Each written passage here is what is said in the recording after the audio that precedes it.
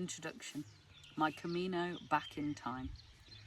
Let's start near the end with my reason for a Camino that seemed to be the way to make it all fall into place. The one that I thought would make sense of it all.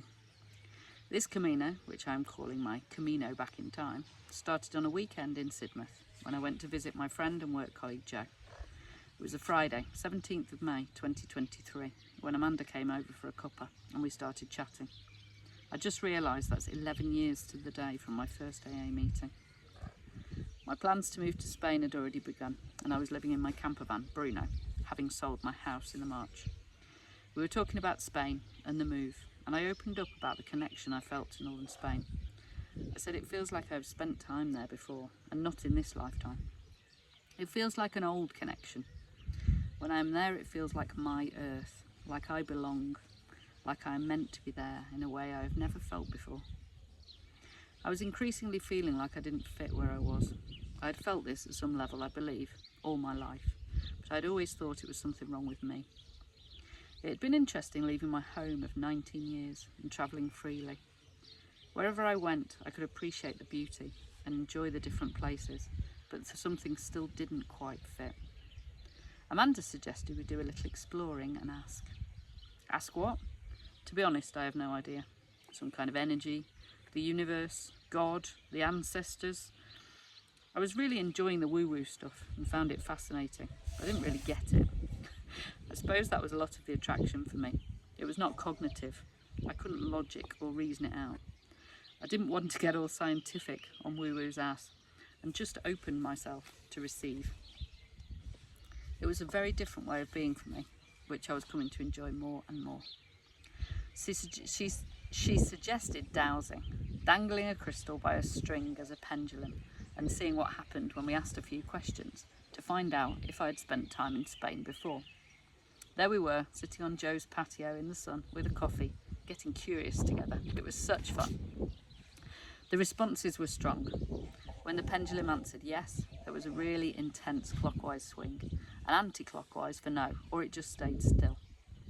Amanda was great at formulating the questions that enabled a clear yes or no response, and once we started, we just kept going deeper.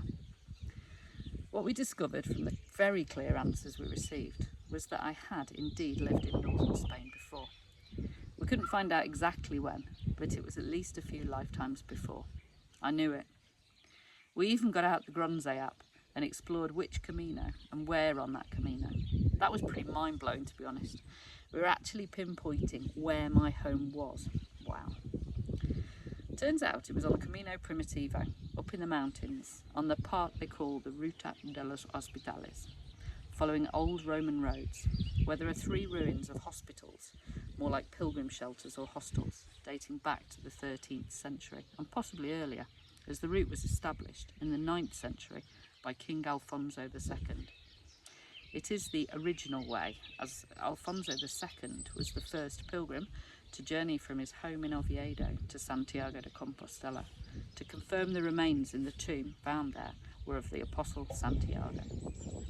Here it was on this section, here, after starting the descent to Monteferrado, around Alto de Palo at around 1,140 metres high, where the old route over the Hospitales meets the newer route from the 13th century that was a safer way for pilgrims to cross the mountains after the village of Pola de Allende was founded in 1225.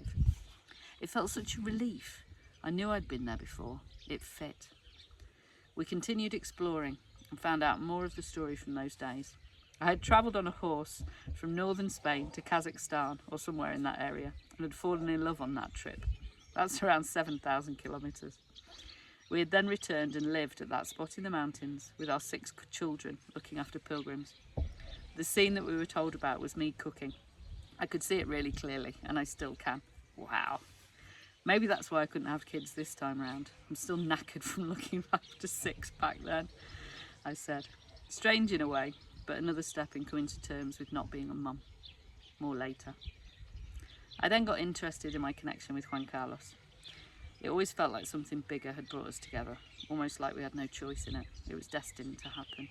Yep, we had been in 2 past lives together before. I knew it. It was such a fascinating exploration, and I'm very grateful to Amanda for what we did, and the peace it gave me to be secure that my move to Spain was the right one. I was going home. The idea of visiting the actual place where I lived in my past life stayed with me, but a part of me knew I wasn't ready yet. It crossed my mind every time I was planning a Camino over the next couple of years, but it never felt like the right time. Until I was in Meraz on the Camino del Norte, volunteering at the Confraternity of St James's Albergue in June 2025. I'd been toying with the idea of visiting my former home in my camper van, Bruno, on the way back from Meraz. It wasn't far out of my way, and the desire to visit this place had been building in me. I'd been chatting with Brian, the fellow hospitalero, about this, and still wasn't quite sure. One afternoon I got chatting to two pilgrims. I can't remember their names or where they were from, but I do remember the lovely, rich conversation we had. We got all woo-woo, and we're talking about all things energetic and weird. I suggested maybe trying out my dragon cards and seeing if there were any messages for them. Indeed there were, though I won't share about their discoveries and realisations here, as they aren't mine to tell. They suggested I pick a card too, after we spoke about my idea to visit where I lived in a past life, and that I was unsure about what to do. I use muscle testing as a way to ask my body rather than just my mind if something is most beneficial and appropriate for me, a skill I learned through my friend and kinesiologist Suzanne Smith. I asked and was told yes, to pick two cards. My intention was to see what would be suggested about a trip to my old home. What would be revealed? I got the magenta dragon and the pure white dragon from Orion. Now I'm still a little cynical sometimes about this stuff, and I know I can read what I want into anything, but this is what I got at that time from what was revealed. The magenta dragon is about soul wisdom. It talked about awakening my soul memories and about forgetting who we truly are. The invitation was to sit quietly with my magenta dragon and allow the door to my vast soul memories to open. It felt clear that was about connecting to my past life. I knew it was the right time. The pure white dragon from Orion was about transforming my ascension knowledge into pure wisdom. For me, a message about then taking what I discover, examining it with enlightened eyes to use it for the highest good. Maybe this would finally reveal more about how to help people. So it seemed clear. Until I connected with my past life and understood who I truly am, I couldn't really know my way forward. A voice came in, a really clear one. To connect with it, you need to walk it. Of course. That's why it didn't feel right driving there. I needed to journey there on foot, following the old paths and doing it the old way. Wow. It was later that day, while sharing this thunderbolt with Juan Carlos, that he said about walking from my new home in Vitoria-Gasteiz to my old home in the mountains. I have no idea where he got that from. He said it just came to him, but immediately it felt right. My Camino back in time was about to happen. This part of the story continues in chapter 16. This book also started to form itself then. I'd finished my first book, Your Way, Your Camino, Book 1, The Ultimate Camino Planning Guide. It's a very practical Camino planning guide, which I needed to write before undertaking my deeper dive into Book 2, The Inner Journey. One thing I had learned through all my work and life was that the more honest I could be with people about my journey, what had happened and how I felt, the more it helped me and them. The plan for Book 2 was to dive into more about the feelings, emotions and discoveries of the Camino and how to identify, process and integrate these. What I realised was that this was 2 books.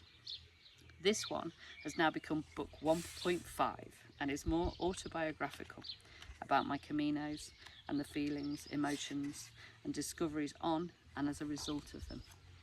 The next will be book 2, which is intended to share ways and ideas that I have learned to work through all these and identify, process and integrate them. It was born. So indulge me as we head back on a journey through my Caminos since 2016 and glimpses into other times of my life.